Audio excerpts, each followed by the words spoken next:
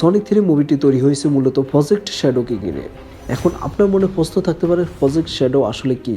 বোঝার সুবিধার্থে আমি প্রথমে বলে দিচ্ছি, 1974 সালে আকাশ থেকে একটি আগুনের গোলা এসে পৃথিবীতে পড়ে, যেখানে ছিল এই সিনেমার নতুন চরিত্র যার নাম শ্যাডো। এরপর মার্কিন যুক্তরাষ্ট্রের সেনাবাহিনীরা শ্যাডোকে গ্রেফতার করে।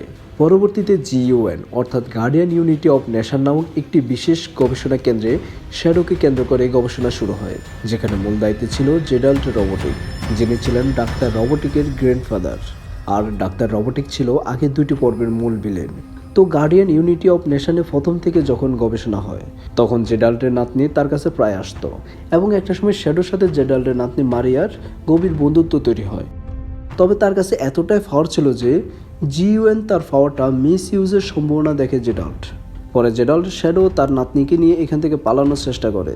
তখন GUN এর গার্ডরা তাদেরকে আটকাতে গিয়ে গবেষণা কেন্দ্রে একটি বিশাল বিস্ফোরণ ঘটায়, যার ফলে দুর্ভাগ্যবশত এই ঘটনায় মারিয়া সেখানে মারা যায়।